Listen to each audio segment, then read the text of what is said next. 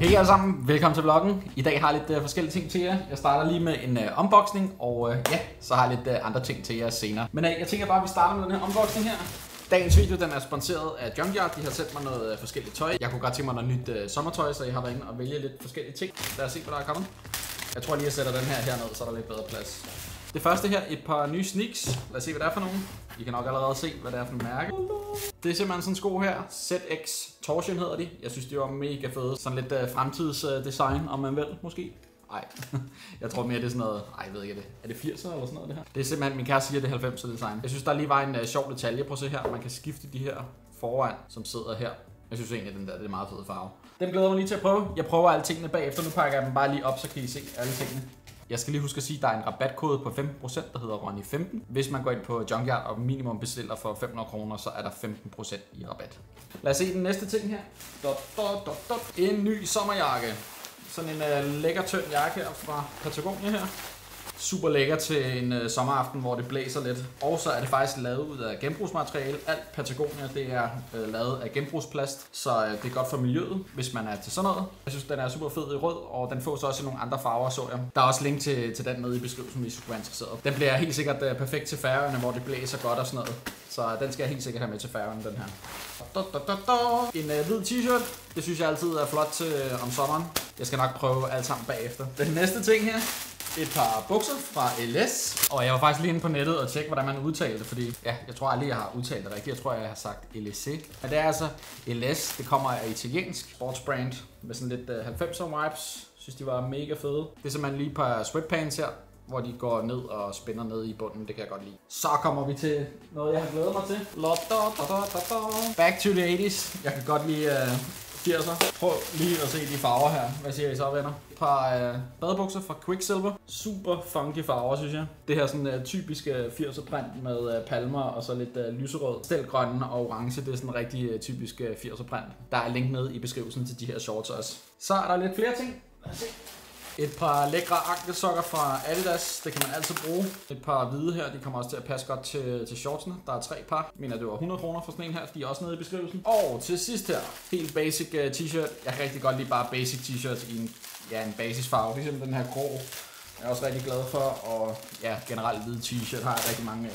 Fordi jeg synes, man kan sammensætte det med mange ting. Et mærke, der hedder Guess. Rigtig god kvalitet i t-shirten, virker det som om. Glæder mig også lige til at prøve. Yes, det var simpelthen det hele. Hvis I skulle være interesseret i nogle af de her ting, så er der link nede i beskrivelsen, og ellers så er der en rabatkode på, som sagt, de her 15%, hvis man køber for over 500 kroner.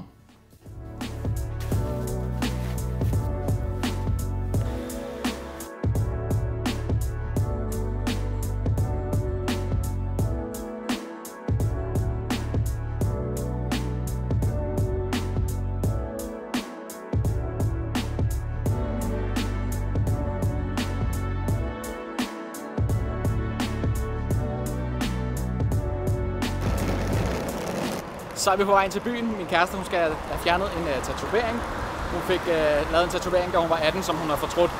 Og hun har gået til noget behandling nogle gange. Jeg tænker, det var meget hyggeligt at køre med ind til byen, og så bare lige køre med derind. Vi er på, jeg tror vi er i Bispebjerg nu eller sådan noget. Vi skal helt ud til Vanløse.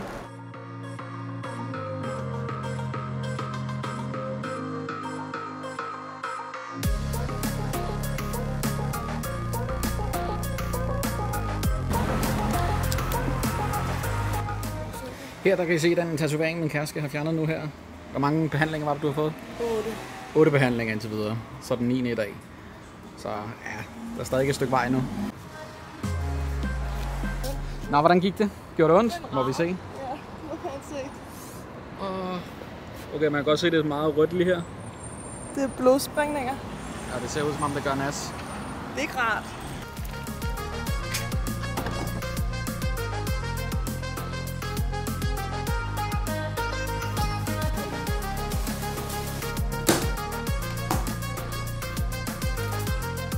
Så er der lige en unboxing til. Jeg skal lige huske at starte med at sige, at det er ikke noget sponsoreret. Det her det er altså noget, jeg selv har købt. Jeg tænkte bare, at det var meget sjovt for at lige se, hvad det var. Nej. Jeg har købt en Puk Maxi. Kan I gætte, hvad der er nu? Puk Maxi sæde. Nå, jeg tror simpelthen bare, at jeg skal lægge den ned, så tror jeg, at det er lidt nemmere. Jeg har simpelthen købt mig en ny cykel. Jeg har ikke haft nogen cykel, siden jeg var på Bornholm for et par år siden sammen med Futte, hvor min cykel den brændte sammen. Så jeg tænkte, nu var det på tide at få en cykel, også nu her, når det er så lækkert vejr og sådan noget. Men jeg kan da godt se, at jeg skal have gang i det helt store samlearbejde her.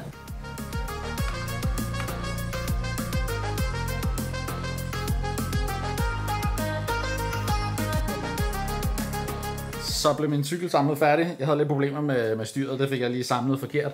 Men nu er den endelig samlet. Jeg fik fronthjulet på her, og så lige styret, der skulle sættes på. Sæde og pedaler, ellers så var den klar. Så det er rigtig lækkert. Det er sådan en citybike med 7 gear. Så det er helt fint. Den bliver jeg sgu rigtig glad for. Det er dejligt endelig at få en cykel igen.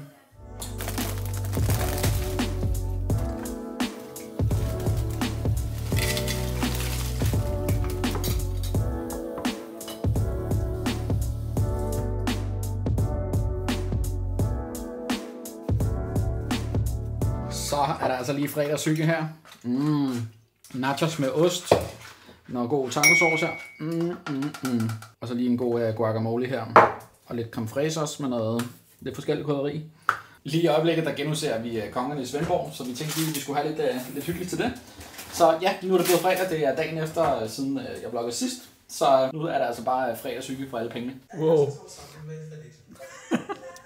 Hvor lang tid tog det lige? Det var sådan lige 10 minutter. Så er det næsten. Skal der med i spar? Legenden.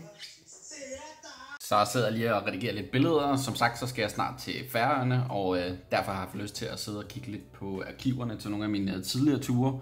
Og jeg har fundet nogle uredigerede billeder fra min sidste Færø-tur. Jeg synes, det er meget sjovt lige at sidde og se tilbage på, og så også prøve at lave en ny edit, men også redigere på nogle billeder, som jeg slet ikke har haft fremme. Så dem synes jeg lige skal have en chance for at se. De kommer her.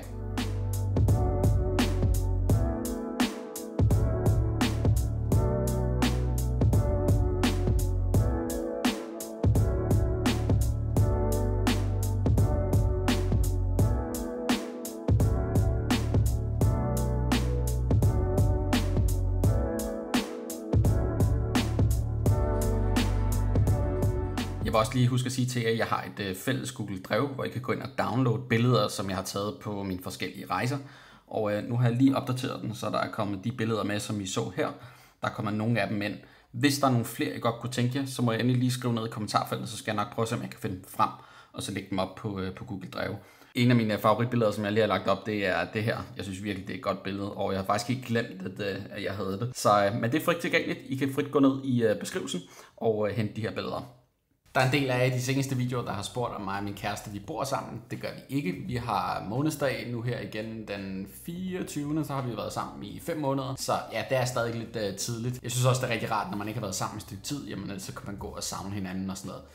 Så det fungerer rigtig, rigtig godt. Jeg kan se, der også er kommet en del spørgsmål ind på min Instagram angående min skateboard, om hvilke skateboard jeg kan anbefale til nybegyndere. Jeg har ikke sådan noget specielt mærke, jeg kan anbefale. Selvfølgelig det, jeg kører på selv, er jeg rigtig, rigtig glad for, men jeg har ikke kunnet sammenligne det med andre boards, så jeg synes egentlig ikke, jeg er så kvalificeret til at kunne svare på, hvilke board der er det bedste. Men i hvert fald det, jeg kører på, jeg er rigtig glad for det. Jeg ved, at det at have et stort board, det gør, at man bedre kan holde balancen.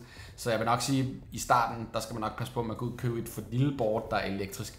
Det kan godt være lidt svært at holde balancen på. Den eneste gang, jeg er faldet på et elektrisk skateboard, det var et board, jeg havde sidste år. Et mindre et. Jeg synes ikke, det var særlig behageligt. Der er ikke den samme komfort, når man står på sådan et lille board. Og man skal også tænke på et lille hjul, der den rammer en sten eller en grankogl, eller hvad det måtte være. Jamen, så er det klart, så er der ikke lige så meget at tage imod for hjulstørrelsen. Så det var derfor, jeg lige stod på snotten. Det var faktisk sammen med Futte, vi var på vej ned og spille fodbold.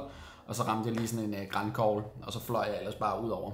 Der skete ikke noget. Jeg fik et lille hak i hånden. Jeg synes, det er mere rart og mere sikkert at stå på et stort board. Der kan man sagtens køre over store sten og grankogler, uden der sker noget. Selvfølgelig skal man ikke køre ned i store bump, og der er selvfølgelig også en begrænsning, hvis det er en for stor sten. Jamen, så sker der selvfølgelig noget. Men de der sådan små sten i den her størrelse, der sker ikke noget ved at køre over sådan nogen. Det her det er ikke nogen reklame, men jeg kan i hvert fald anbefale det roadsurfing, som jeg har, som jeg lavede et samarbejde med for rigtig, rigtig lang tid siden. Men jeg vil runde vloggen af. Jeg skal være sammen med min fætter næste uge, så der laver jeg også en vlog. Til jer, der har fulgt min vlog rigtig længe, så ved I, at jeg har lavet en masse vlogs sammen med ham.